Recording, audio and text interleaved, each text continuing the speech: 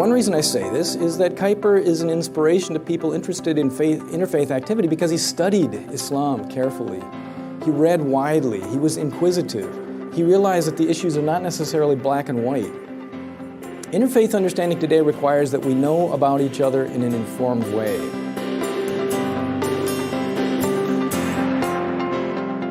Welcome to the Acton Vault podcast, a product of the Acton Institute for the Study of Religion and Liberty. I'm Gabriel Jaja, producer. At the beginning of the 20th century, Dutch theologian, journalist, and statesman Abraham Kuyper toured the Mediterranean world and directly encountered Islam for the first time. His observations and insights from this trip were published as On Islam. It's a nuanced examination of the faith and culture of the Muslim world, as well as the effects of European colonialism, all anchored in an informed Christian point of view. In this episode, we bring you a panel discussion that was delivered as part of the Acton Institute's 2018 book launch for a new English language edition of On Islam. You can find additional resources in the show notes of this episode, as well as previous episodes on our website at acton.org/podcast.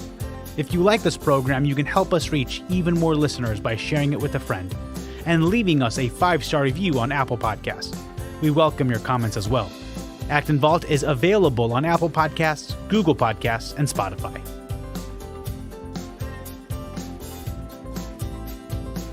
Well, welcome everyone. My name is Jordan Baller. I'm a senior research fellow here at the Acton Institute, and it's my pleasure to welcome you here to our book launch and panel discussion, Abraham Kuyper's Perspective on Islam. The Acton Institute for the Study of Religion and Liberty is an institution founded in 1990 here in Grand Rapids, and our mission is to promote a free and virtuous society characterized by individual liberty and sustained by religious principles. I welcome all of you who are here in attendance and those who are viewing via live stream or via the archived video at some later date. Welcome to you as well. The occasion for our time here today is the midway point of a large translation series that Acton Institute has been spearheading, the Abraham Kuyper Collected Works in Public Theology. There have been 6 volumes in this projected 12-volume series, and so we're here to take a look back at what has already happened and look forward in the next few years as the remainder of that series comes out. The specific occasion is this 6th volume that has come out, the volume on Islam, the halfway point of the Kuyper translation series. And I should say thank you to all of the sponsors, contributors to all of the volumes that have come, institutional and individual and otherwise. Calvin College and Seminary here in Grand Rapids have been great partners, as well as a number of other institutions.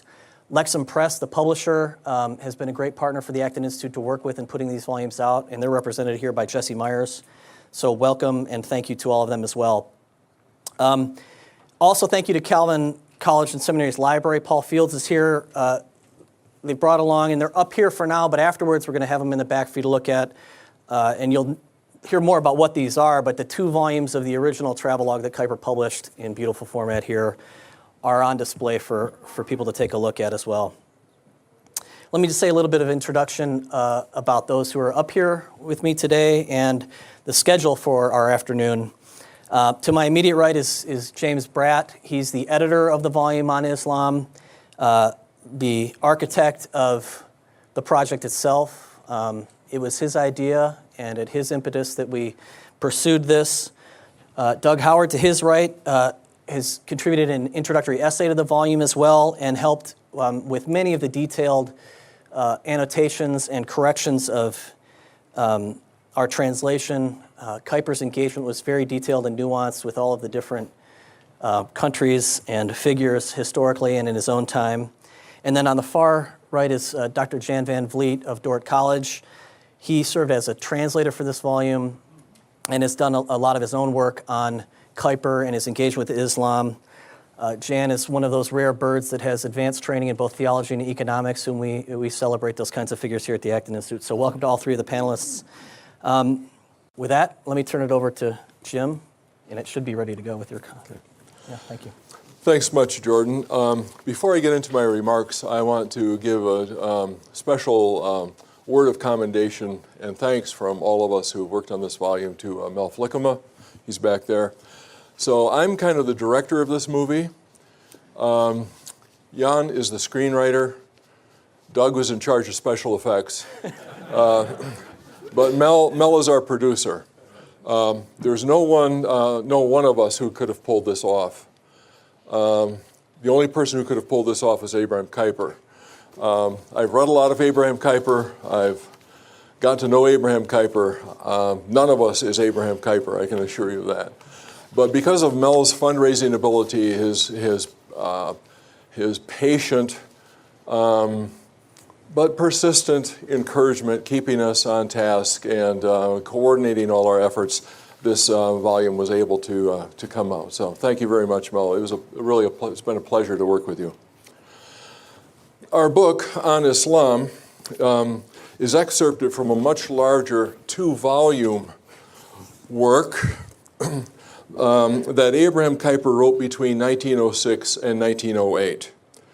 I first encountered these tomes in the Netherlands just 100 years after their publication in that country. I had a Fulbright research grant at the Roosevelt Study Center in Middelburg, provincial capital of Zeeland. And I was writing the last couple chapters of my Kuyper biography. As usual, my research required me to plow through more big tomes. I was particularly apprehensive about die Oude Wereldzee, around the old world sea, this big travelogue. I was particularly apprehensive about it, however, because as insightful and helpful as Kuyper is on many topics, he's not great on race or gender.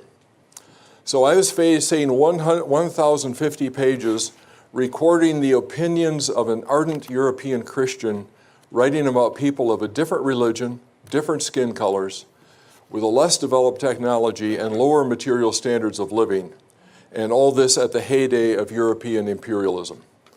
I prepared to wince. And sometimes I did wince. Doug might give you some more examples of why that was so.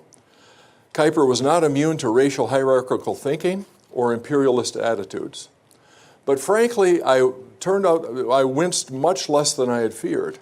And I smiled and I pondered and appreciated Kuyper's insights as I read along quite a bit more.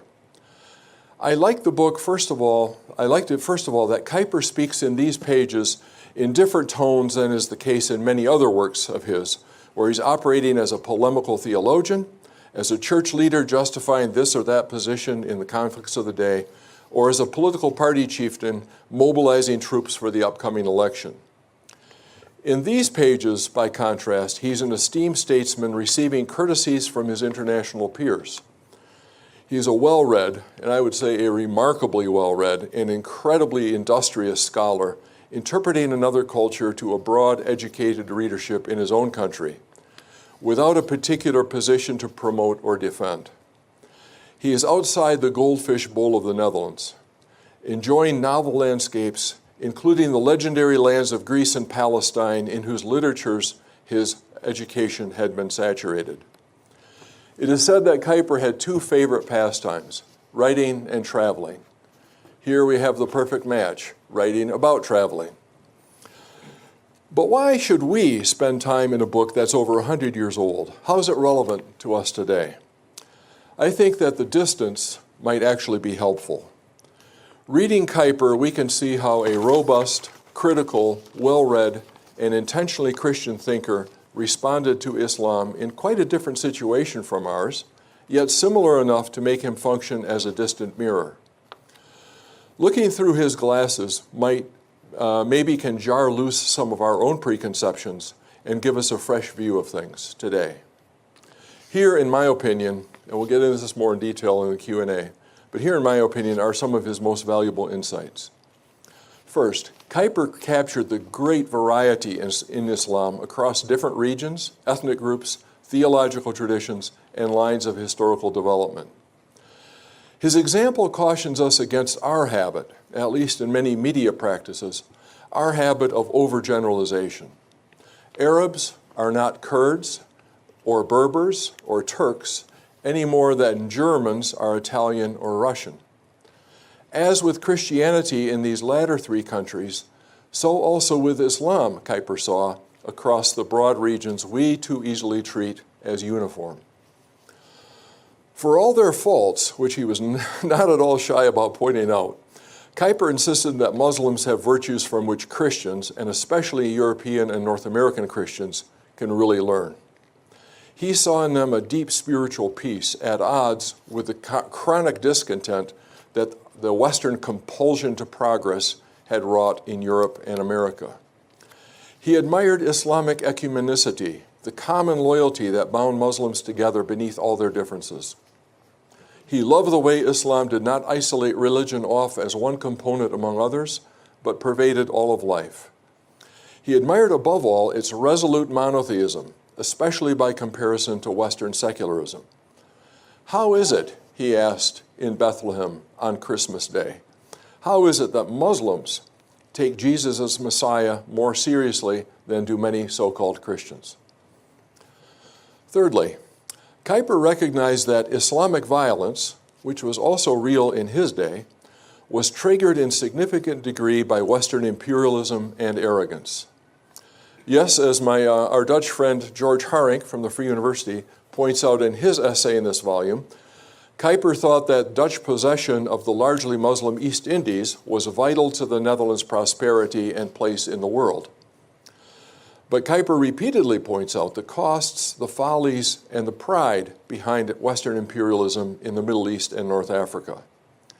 Not just in overt colonial rule either. These same vices bedeviled the techno-economic imperialism of peaceful penetration that European countries were carrying out in the Levant, and that, along with their American counterparts, they still practice today. Finally, Kuyper said, given the heritage of violence on both sides of the Christian-Muslim confrontation, the true followers of Christ should put away any kind of crusading spirit hanging over from that lamentable chapter of their past. Instead, they should enter into a process of exchange with their Muslim neighbors. In that process, he hoped, each side might lend the other its particular gifts so that both would come away richer for the interaction. My takeaway from having worked on this project is this, that in Kuyper we have a great visionary thinker from whom we can gain some vital counsel on many pressing issues of our time. When spotting his flaws, we can look for our own blind spots. Even more, in our world which is chronically gripped by fear and suspicion of Muslims, and occasionally assaulted by the reality of Islamic and Christianist militancy, Kuyper's way of grappling with issues, as well as his hopes for a workable conciliation between powerful religious forces, offer a beacon for those of us who wish to take our faith very seriously and yet live at peace with our neighbors. Thank you. So I come to Kuyper on Islam from three angles of interest, so I want to talk personally about that too. First angle as someone interested in Abraham Kuyper. Second is someone interested in interfaith relations. And third is someone interested in the history of the Ottoman Empire. So first, I come at this project from an interest in Abraham Kuyper. Some of my most formative experiences as a youth came in a Muslim society. I didn't understand Islam at the time or study it, but what those experiences gave me was a fundamental bedrock understanding that Muslims are simply people. When I came to Calvin College, an older colleague, Frank Roberts, suggested I needed to think a little more systematically about how a Christian person such as myself approaches another religious tradition. At that time, as a young faculty member, I was housed in Bert de Vries's office, while Bert was on a 2 or 3 year term as director of the American Center of Oriental Research in Jordan. I'm pretty sure that Bert had that book on his shelf. I didn't read it. I couldn't read the Dutch. But Bert and I did, from time to time over the years, talk about what a valuable thing an English translation of it would be. I did, however, at Frank's behest, read the Lectures on Calvinism, the published version of the Stone Lectures that Abraham Kuyper delivered at Princeton Seminary in 1898. And especially the second lecture, Calvinism and Religion, gave me the basic vocabulary that I still use today to describe and process my experiences and to build a theoretical understanding of other religious traditions. I know that language that Kuyper used is not Kuyper's alone. It's older. It comes from John Calvin and before him from St. Augustine. But Kuyper's where I first encountered it. So common grace, the idea that it's God's grace that holds the world together and makes the good life possible for all humanity without distinction. Semen religionis, a Latin phrase meaning the seed of religion. The idea that God implants in human nature the real essential religious expression. Or sensus divinitatis, another Latin expression, meaning sense of the divine. The idea that God, as Kuyper put it, strikes the chords on the heart of the human soul. So my interest in Kuyper brought me to this project and made me enthusiastic about it. But I also came at the project from an interest in interfaith relations. These days I work at interfaith relations in my personal life with friends and colleagues and neighbors who are Muslims, Jews, Hindus, Buddhists, Baha'is, Sikhs, atheists, and no faith in particular. It's urgent for community life today that we learn about and understand each other's traditions in an honest and charitable way. And it's important that we develop a theoretical grounding for that work. In this regard, I found Abraham Kuyper's travelogue at times a disappointment, which means that Kuyper was not a 21st century American. But I am, and I'm reading it. And so my disappointment was partly or mainly maybe, for reasons that George Haring does identify in his introductory essay in the volume, that Kuyper viewed Islam primarily through the lens of Dutch colonialism. This lens led Kuyper into sometimes uninformed and deeply prejudiced views. So let me give you a few examples. That Islam as such must rule the world, that it must be accomplished by force and conversion of non-Muslims, that two tenets of Islam are fatalism and the obligation to promote the religion by the sword. That Islam utterly lacked spiritual depth. That Islam appeals to the human propensity towards pride and sensuality, that the Prophet Muhammad's own behavior prevented Islam reaching a high moral plane, that Islam is a religion exclusively for men, women have no share. That's a direct quote. And then this sentence in particular, as if directed at me, Kuyper wrote, "I align myself least of all with those who, though themselves baptized, sometimes demonstrate a clear and sure advocacy on behalf of Islam." This, Kuyper wrote, was only possible for those who have surrendered the essence of the Christian religion. Disappointing as I found this, I still think the book's valuable to people such as myself who would directly refute Kuyper's view and who involve themselves personally in interfaith relations out of their obligation to the gospel.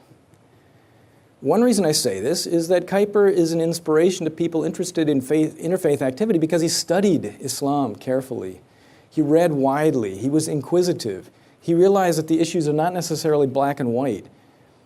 Interfaith understanding today requires that we know about each other in an informed way. There can be no excuse today, for instance, for not reading the Quran in its entirety, for not reading Rumi and other Sufi poets, for not reading about Islamic history, or for that matter, the life of the Buddha, or understanding what Kabbalah is, or what Krishna consciousness is, and the like. Kuyper did that. Additionally, Kuyper's trip took him all around the Western Islamic world. Many Christian writers who write knowingly about Islam today have not had this breadth of vision. Kuyper refused to believe that the Prophet Muhammad was a charlatan or a deceiver, but rather he wrote that he was an ecstatic visionary possessing a deep inner spiritual power of the first order. Kuyper saw that there are many varying types of Islamic belief and practice, as Jim said, and in the doing, Kuyper's keen powers of observation upend some widely held prejudices about Islam. A couple of examples. In central Anatolia, Kuyper saw that Christian women veiled just like Muslim women did, that Christian men treated their wives as subordinate objects and creatures, just as Muslim men did, that prayer rugs were found in Christian churches just as they were in Muslim mosques. And there are many other examples like this. Third, I come to the project from an interest in the history of the Ottoman Empire. Even though Kuyper was frequently given to sweeping, grandiose rhetoric about the cross and the crescent, which I don't find very helpful. Yet I found Kuyper's powers of observation quite helpful and at times entertaining. Kuyper was traveling in the Mediterranean when the Ottoman Empire was on the eve of the Young Turk Revolution. Of course, Kuyper did not know this, but we do, and we read his notes with this in mind. Kuyper did, however, know that what had just happened was that Japan had defeated Russia in war. In Kuyper's book, the reader senses the electrifying excitement that this victory caused all over the colonialized world. An allegedly backward and non-Christian Asian kingdom had defeated an advanced Christian European colonial empire. To me, this is perhaps the major significance of Kuyper's work. The news of the Japanese victory over Russia motivated revolutionaries in Iran to overthrow the Qajar monarchy and establish a parliament and write a constitution in 1906. It motivated revolutionaries in the Ottoman Empire to force the Sultan under threat of arms, to restore the Ottoman constitution and call new elections in 1908. And in one of my favorite parts of the book, the Japanese victory inspired wild rumors that the Japanese people were going to choose a religion, that interfaith conferences were to be held concerning this, that the Japanese emperor was ready to convert to Islam. That's hilarious. But they believed it. The phenomenon that exercised Kuyper most, of course, was pan-Islam, a diverse anti-colonial Muslim religious patriotism. Kuyper's position as the just defeated former prime minister of a colonial empire made him incapable of understanding pan-Islam. Nevertheless, his notes about it are interesting, as is the whole book. Kuyper didn't understand everything, but he understood a lot. And he got a lot of things right. Even where he didn't, even where his perspective is very different than my own, the book has great historical and instructive value. In his 1676 publication, Tractatus Politicus, Baruch Spinoza said this: "I have striven not to laugh at human actions, not to weep at them, not to hate them, but to understand them." This sentiment, I think, aptly describes Abraham Kuyper's sensibility as he engaged the world of Islam at the turn of the 20th century. But that's all he borrowed from Spinoza, for Kuyper had devoted his life, as you know, to opposing those very Enlightenment principles for which Spinoza was laying the groundwork. Here, Kuyper's frame of reference. If religion is a fellowship between God and humanity, then it necessarily follows that in the incarnation of him who was God himself, this fellowship has reached its absolute and most universal character, which cannot be improved upon, unquote. Jesus is the unsuperseded telos, or end of all revelation, while humanity's end is to be conformed to the likeness of this Jesus. This means pursuing the chief end, the kingdom of the Christian theistic God, and seeking to inculcate every culture and people with transformative kingdom principles. Kuyper's catalog is infused with this passion, to see the God of Christian atheism duly worshipped and his image-bearing creatures flourish. When it comes to the assessment of a world religion, a religion that yields no space to an incarnate God in Christ Jesus, Kuyper counters with the conviction that no, every square inch of space belongs to this Jesus. His engagement with Islam demonstrates balance, careful nuance. It certainly bears traces of his own situatedness. He most certainly observed the great religion of Islam through the spectacles of the Christian faith. But at times, the lens of European imperialism colored his view. Further, he could be highly self-critical of the European culture he also represented. But at other times, his views and assessments of Islam appeared knee-jerk. Kuyper engages Islam and its distinctive cultural expressions as observed in the religious, political, economic, domestic, societal, and intellectual spheres, and then the concretization of these expressions in the mosque, the tomb, the home, the factory, the public square, school, art, architecture, high society. His grand and sweeping statements on Islam stand in counterpoint to his careful nuancing of the differing cultural incarnations of Islam he encounters through the Mediterranean peoples and countries. He comments on gender relations. I'll give an example. He notes Islam is a religion, quote, exclusively for men, unquote, and that Muhammad maintained, quote, the woman is a field man plows for pleasure, unquote. Kuyper reacts to this highly attenuated understanding of the fullness of humanity as created man and woman.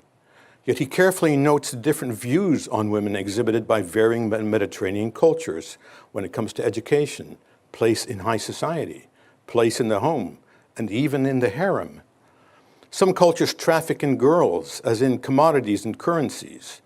Others defend their women fiercely, severely penalizing to the point of death any male who shows a female disrespect in the slightest way. He observes the tension that exists on the topic of divorce, even in the mind of Muhammad himself, who on the one hand said, Allah condemns divorce, while on the other ruled that, quote, all divorce is lawful unless it originates from someone mentally deranged, unquote. Most poignant of all is his narration of the Christian community's adoption of this low view of women as evidenced in extreme expressions of male superiority and domination in the Christian church and in the Christian home, as we've just heard. Kuyper commends Muslim scholarship. The life of the mind had its earliest origins with the Arabs who mastered scholarship and science, centuries before what is considered the more civilized and superior Europe. Schools were connected to mosques, ensuring the infusion of religion and education. The university in Cairo, Al-Azhar, represented the peak of Muslim scholarship, still commanding respect in the early 20th century. He admires Fez, Morocco, a city of refined culture and intellectual achievement, a successful fusion of faith and learning. In contrast, he paints a dark picture of the ancient Christian church. It was philosophical wrangling, legalisms, rationalistic argumentation, and sectarian divisions that spelled the end of Christianity in the Mediterranean, which, building slowly but surely on the missionary successes of St. Paul, had taken 4 centuries to develop. It reached its very nadir, enervated of spiritual life under the Caesaropapism of Constantine. Islam took over this weakened Christianity in Asia in less than a century. This is the enigma of Islam, its quiet, gradual, pervasive, unrelenting advance, wherever it appeared, driven by Muhammad's charisma, according to Kuyper, and undergirded by its adherents' passion. Different views of Christian theism and Islam on the nature of God, transcendence and immanence, the implications for faith and life of humanity created in God's image, and a mandate for kingdom work. Economics, the economic benefits of the Christian presence in Muslim communities because they pay a head tax, so we prefer they don't convert to Islam. To the microeconomics of the manufacture of highly decorative and ornate tin-glazed ceramic tiles called faience. You'll find it all there. Kuyper speaks with prescience to the shifting center of gravity of the economic power from the west to the east and the associated political and religious shifts. And I've only scratched the surface. In the midst of the tumultuous, scrambled, conflated 21st century world of politics and religion we now live in, and the place of ISIS in this world, foremost Islamic contemporary scholar Shadi Hamid recently said this in his discussion of Islamic exceptionalism. We need to accept Islam's vital and varied role in politics. We want to believe we're all basically the same and want the same things. But what if we're not? Islam in both theory and practice is exceptional in how it relates to politics. Because of its outsized role in law and governance, Islam has been and will continue to be resistant to secularization. I'm still quoting. I am a bit uncomfortable making this claim, especially now with anti-Muslim bigotry on the rise. But Islamic exceptionalism is neither good nor bad. It just is. And we need to understand and respect it, even if it runs counter to our own hopes and preferences. What does this mean for everyone else? It means Western observers need to do something uncomfortable and difficult. They will need to accept Islam's vital and varied role in politics and formulate policies with that in mind, rather than hoping for secularizing outcomes that are unlikely anytime soon, if ever. In other words, for Islam, religion and politics will always be blended and will never be secular, as is the case in much of the historically Christianized nations. How do we deal with this? At times, consulting Kuyper's de oude wereldzee is uncomfortable and difficult, but let its fallibility not deter you from employing it as a helpful and necessary guide for interreligious dialogue, which is so necessary in our 21st century. I say, tole lega, take up and read. Well, thank you all for those opening comments. I guess my first question is for Jim first, but then for the others to add on to or speak about if they so desire. Jim, you better than perhaps anyone can speak to the scope of Kuyper's life, the trajectory that it took. What did Kuyper learn on his trip? Did he come back a changed man in any way? How does this trip fit into his biography in that sense? Yeah. I think it really enhanced one layer of him. There are many Kuypers. There's the visionary quester for God, the pious commentator, a writer of meditations, the political organizer, the university founder and professor, the political operator, so forth and so on. I think Kuyper had just lost a brutal re-election campaign for prime minister. He actually won the popular vote, but kind of got Hillaried in the way the overall thing was added up. So he left really bitter. He was really sick of the Netherlands. He then could step back and relax and take a broad view on the international scene. He didn't have that many axes to grind. He always had a point of view, but he didn't have an axe to grind. And he could just breathe deeply and see the world big. And I think he saw in Islam, in many ways, a mirror of what he had yearned for in Calvinism, what he had given his life to. He saw that it had happened in many Islamic countries, but in his eyes, often abused. So I think it gave him a pause to see the world big and to see his own ambitions and projects on a larger scale. I had a question for Doug, but I mean, you basically answered it, I think, in your opening statements. It was basically, what did Kuyper get right and wrong about Islam? A follow-up question to that might be, certainly on this one level, Kuyper has this idea that there's an inherent clash between Christianity and Islam. And not just at the theoretical religious level, you might say, but at the civilizational level. There's an inherent kind of conflict of civilizations between the Christian West and the Islamic world. At the same time, Kuyper is, it seems to me, within his own context, is struggling towards articulating a principled basis for how people who have radically different worldviews can live together. Are there hints of this that you found in the work? Maybe part of what Kuyper gets right about Islam that have some contemporary relevance? I mean, obviously the Netherlands itself is representative of what we could call the larger West struggling with this question of integration and assimilation to the extent that those things are necessary in a modern world. Is Kuyper incoherent at this point or inconsistent? Or, I mean, is there a way that he's both this kind of clash of civilizations figure and a principled pluralist? Or provides us resources for one or the other? It was such a different time, right? Jim would know better, but I don't know if Kuyper foresaw that Euro-American societies would become so diverse. For him, Islam seemed to belong to a certain world geography, and the borders weren't very often crossed.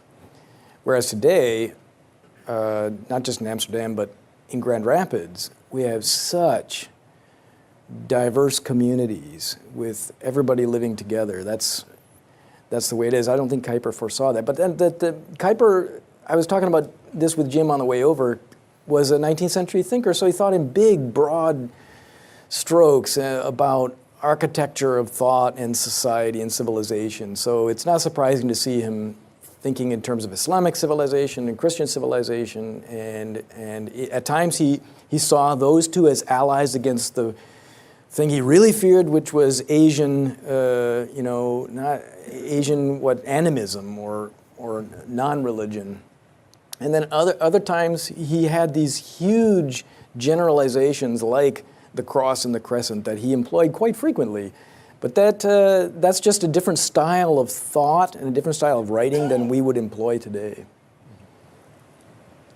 There are times, especially in his conclusion, where, but all along through the book, where he says that Christianity, or the West, maybe almost the post-Christian West, really needs a lot of the, or should have, many of the qualities that Islamic civilization has to offer. So I would say they're contrasting civilizations in his mind, sometimes clashing, sometimes, as I said at the end of my remarks, potentially in a very valuable trade with each other, very valuable exchange. And all through this book, if you, as you read it, you'll notice that he's ping-ponging back and forth between what Doug just talked about, the high, he's flying over at 30,000 feet and seeing these big blocks moving on the map down there or facing off against each other. But then he's right down on the ground looking at this particular neighborhood in Fez, in Morocco, and just loving it. Going crazy in the Alhambra, just rapture of the Alhambra. Exploring the grottos beneath Bethlehem, and reflecting on Christian theology, literally in the shadow of the manger. So this is one of the challenging things about Kuyper, always been for me, in trying to understand him. A really sharp, keen observer. We can appreciate. The thing that we're drawn to is also this grand architecture that sort of inspires us, and then we say, whoa, it's more complicated than that, but it prompts you to think. So Kuyper intends a counterpoint in this book, but he also gives away counterpoints that maybe he wasn't conscious of, and just read them that way. Yeah, I would say that. I think it would help me as a translator to have translated and digested the conclusions first, because I think there he shows most balance, and I think there he shows what the hope of Christianity is, right? That it is, evangelizing, may or may not be successful, but then he does talk about the principle that we read in Scripture, that we are rewarded for our efforts, right? And that it's not numbers. He said it's unlikely in today's world that proselytizing Muslims in the Christian community will have as much success as Christian proselytizing in Muslim communities. So there is this counterpoint and this balance. But then he says ultimately, we need to do our Christian missions. And no, here's the way we should do it. Not by being poor Christians ourselves and not fighting over space, which historically the three Christian streams coming out of the New Testament have done, right? And he identifies them, Christian Eastern Orthodoxy, Roman Catholicism, and then Protestantism, right? He said we're competing for space and we're fighting with each other. What kind of a witness is that? And so he has prescriptions for how we can do that better. And then go into sort of the counterpuntal nature, it would have seemed to me, that you see in the various cultural expressions of Islam in the Mediterranean basin that he encounters, and then read Enigma and then the danger of Asia last. So Jan just mentioned a couple of the chapter titles that are included. I I guess we were saying that it's probably about a third of this overall work that's in the published English translation. So it's a partial translation of the whole thing, selected for its relevance to the topic. We'll get back maybe to the architecture of the text itself. I do have a question for Jan as well as the rest of you, following up on that, because one of the things I'm hearing from the comments so far is that there's a sense in which Kuyper sees in Islam a positive challenge for Christianity. Mm-hmm. There are definitely things positively to learn from it. And one of those things, it seems to me, is that it, as Jan was saying at the end of his opening comments, it's inherently anti-secular, at least in the negative sense that Kuyper would say, that his religion is somehow hermetically sealed off from some part of life. And Islam is constitutionally opposed to that, as is Calvinism for Kuyper. Many of the other commentators at this turn of the century were preaching something like the imperial rise of secularism, right, and painted a kind of post-religious, post-Christian future in the 20th century. Is Kuyper's interpretation of the power of religion superior in that way to these other commentators? I'm thinking specifically of Max Weber, who was almost an exact contemporary of Kuyper. And in many ways, they viewed religion's power, its animating power, similarly. But Weber saw an increasing secularism, whereas Kuyper seemed, at least in the case of Islam, and certainly prescriptively for the Reformed faith, an anti-secular power, and that religion would continue to have an animating force and continue to affect people in their lives in all of its sense. So was Kuyper right in that regard, if I'm understanding him correctly? Well, he does stand in sharp contrast to the leading authority on Islam in the Netherlands at the time, Christian Snoek Groningen. Okay, Snoek, we'll call it for short, was the first Western observer who was allowed to go on the Hajj, to get into Mecca on the Hajj and participate. He was a major advisor to the Dutch government on East Indies policy. And he thought that,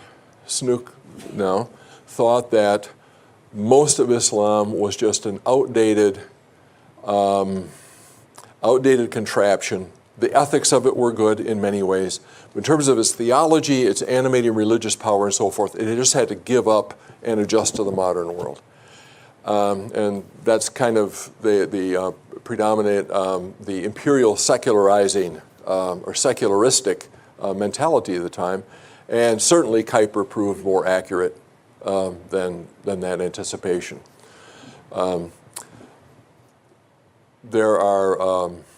His worry was that secularism would increasingly sweep, not secularization, which he liked, let's say taking things out from beneath the control of the institutional church, but secularism as a materialist, naturalistic philosophy, all we see is all that there is what we can see. He thought that was increasingly going to sweep Western Christianity. And at least so far as Europe is concerned, and now increasingly in the United States, that fear came true too. I don't know that Kuyper was always accurate. So, for instance, he spends a good part of the book worrying about pan-Islam and what that means. But the two revolutions that broke out immediately after his return to Europe, the two that I mentioned, one in Iran and one in the Ottoman Empire, neither one of them were Islamic revolutions at all. They were secularizing. And both succeeded. Both were constitutional.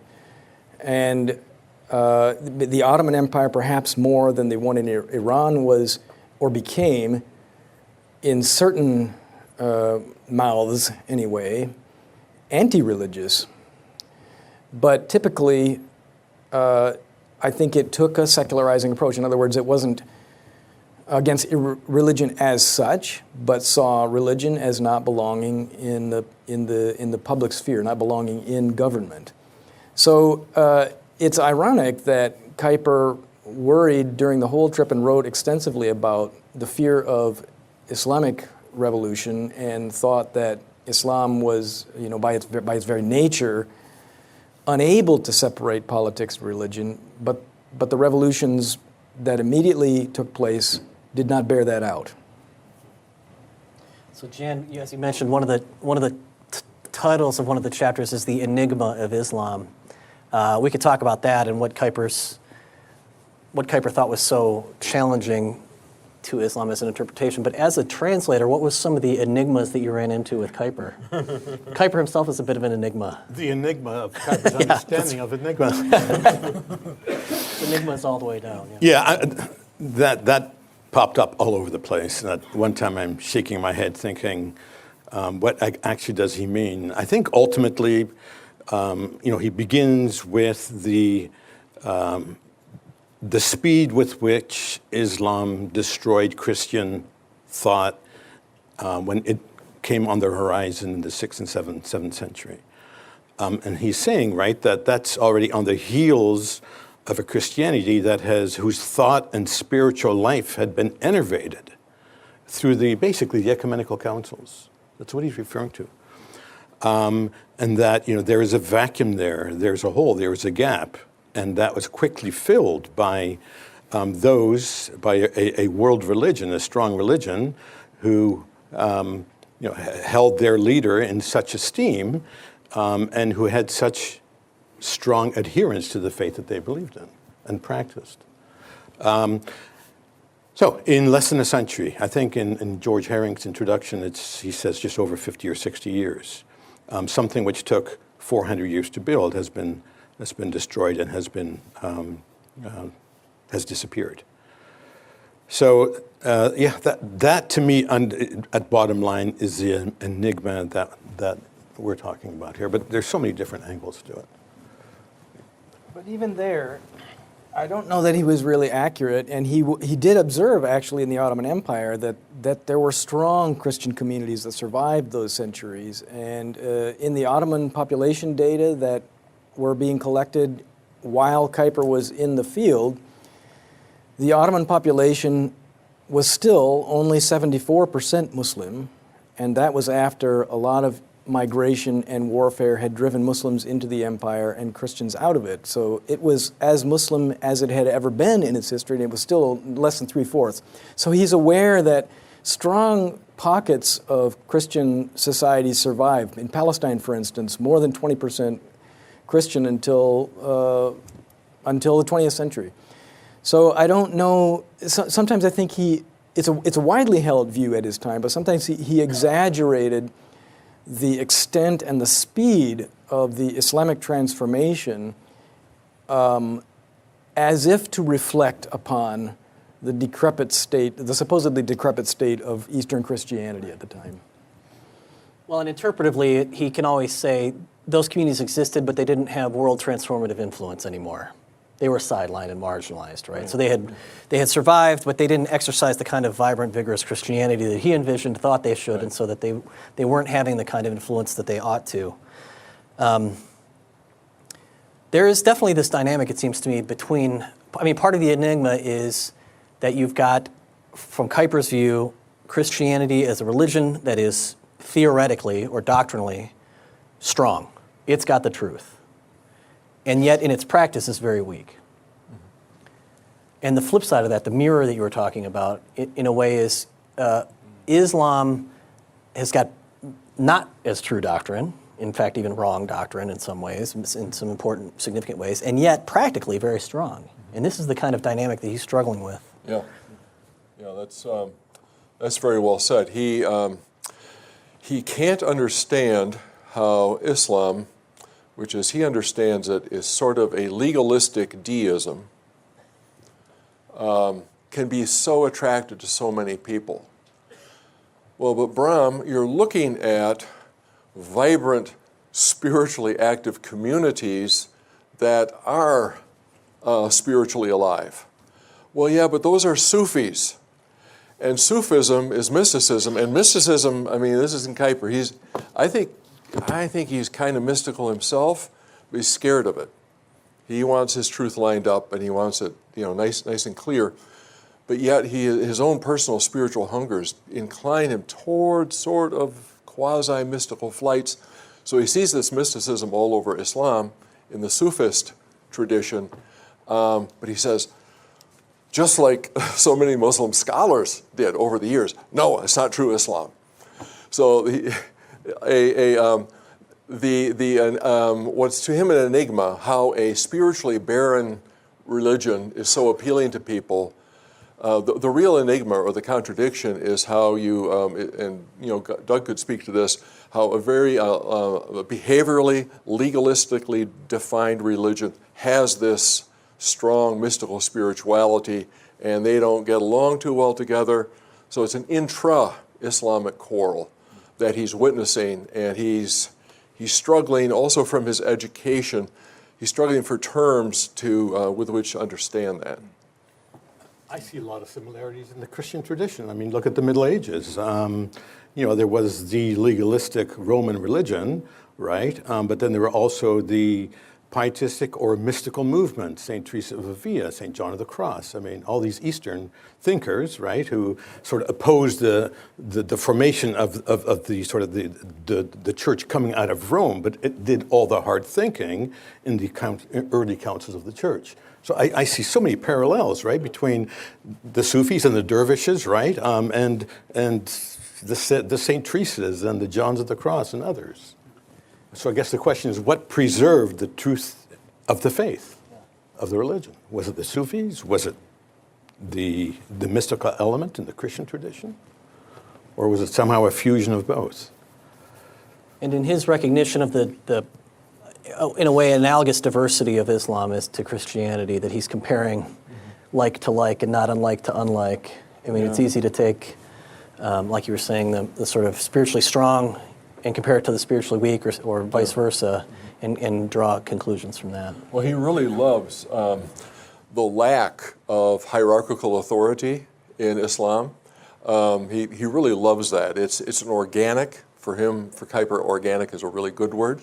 It's kind of a naturally evolving, organic, kind of congregationally centered, mosque-centered faith, right? And so the local community is in charge of its own affairs. He loves that. And yet, the same basic faith is shared from Gibraltar to Jakarta.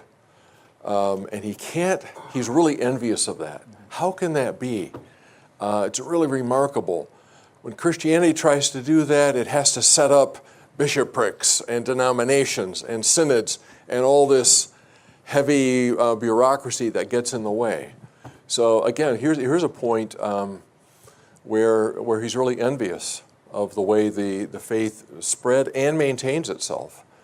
And ironically, I don't think he could see how it's the wandering Sufi masters, the wandering Sufi mystics, who are the missionaries of this faith, and ordinary Muslim commercial agents, traders. I mean, that's how, after the opening conquests are over, that's how Islam spreads. That's how it went to present-day Indonesia. That's how it got into Central Asia. No conquest there. So that if he could have seen it, that would be another point of envy. I guess for Kuyper, the main difference and point of comparison would be the spiritual nature of Christianity as opposed to the, let's say, non-spiritual nature, the perceived non-spiritual nature of Islam.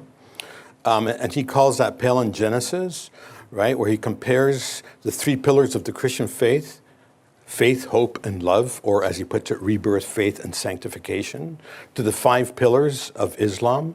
And I don't know what those all are: pilgrimage to Mecca, almsgiving. In fact, he says the Muslim record in philanthropy and in giving to the poor and in almsgiving would shame the Christian community because they give alms like none other, right? And so you do have that balance. But in the end, the center is, of course, the spiritual nature as it's found in palingenesis, that rebirth, right?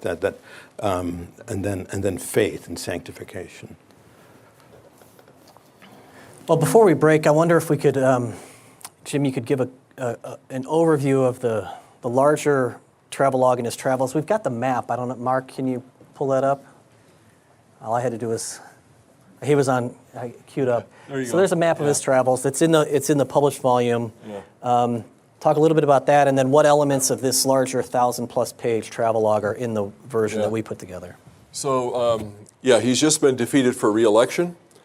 He leaves in a huff, very bad manners. He doesn't wait for the next prime minister cabinet to be installed.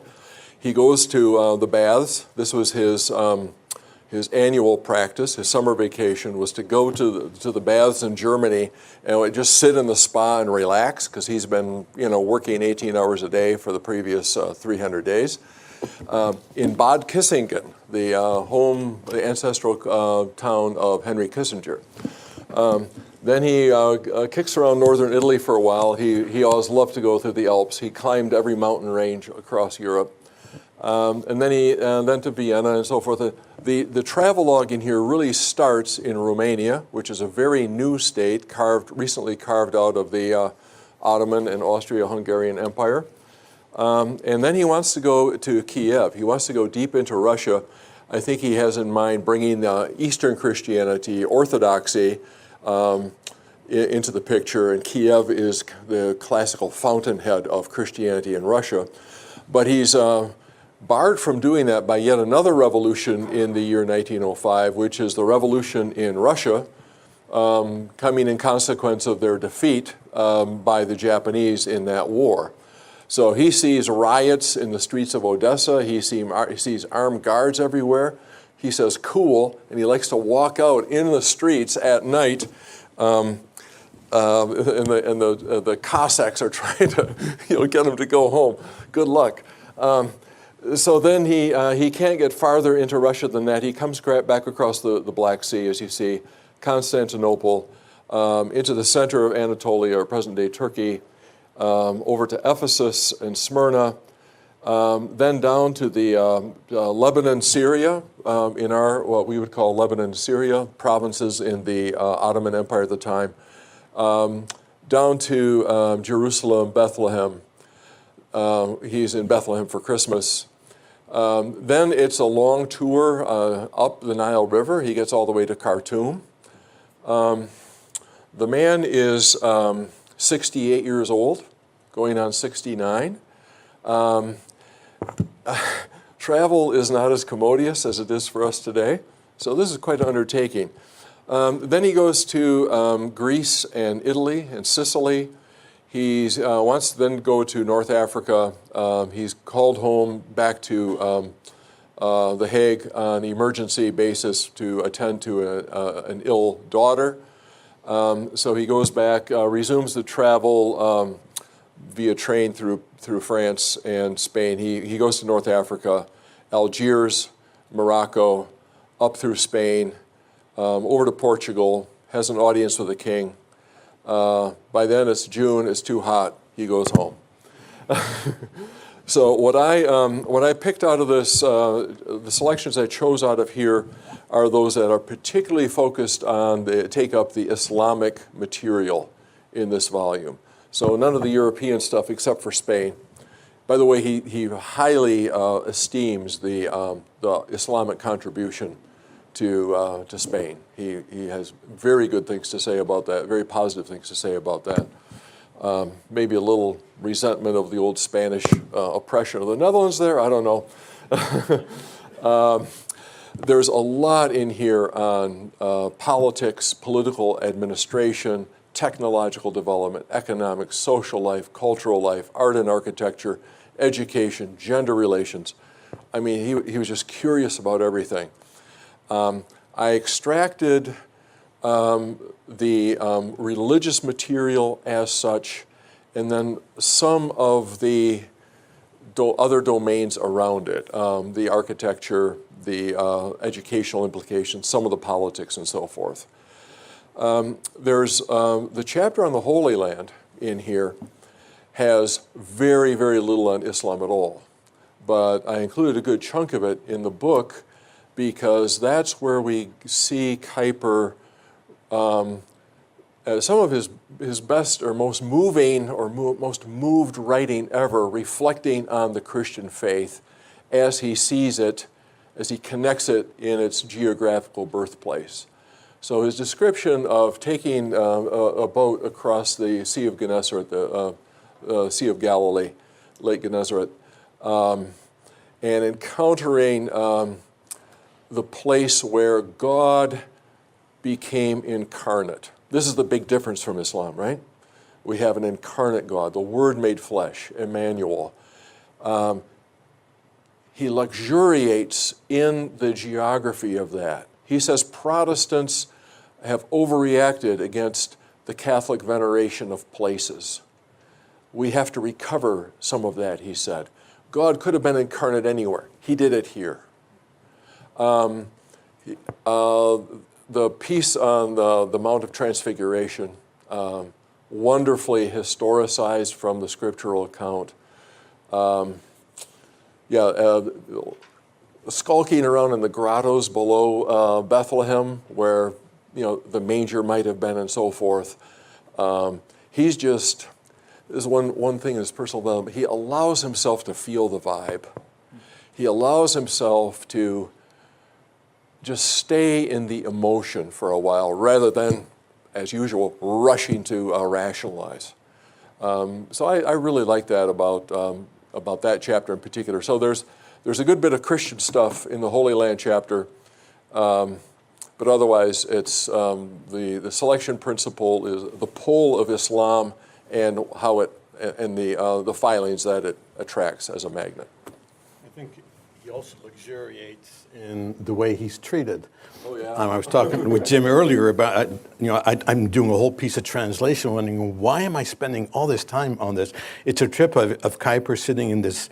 He has his personal carriage, horse-drawn. Somebody drives it for him. It's a windy day. He loses his hat. A few days later, he finds his wind-swept hat in his hotel room. Why am I translating it? But he just loves being treated like this. Yeah. And I certainly wouldn't be, and neither would you if we were over there. He kind of forgets that. We Europeans could learn so much from the protocol and the hospitable nature of the Easterner, and goes on and on and on. Well, okay. Well, he had just been rudely rejected by his own people, right? Yeah, and those who have to leave it now at the break shouldn't leave without thinking the book is a little bit fun at times too. So this is one occasion. Another, he describes in great detail his departure from Constantinople. He's awakened at 4 o'clock. He's annoyed by this. 4 o'clock in the morning. He has 2 carriages waiting for him, one for him, the other for his baggage. They ride down the hill where they have to wait for a couple more hours for the ferry boat across the Bosporus, and he's annoyed that he has to wait in a waiting room where people are sleeping on the floor because they've been in line since the night before. He finally gets the boat across the Bosporus and takes a fantastic train with his own car and his own attendant, serving his meals for him all the way to Konya.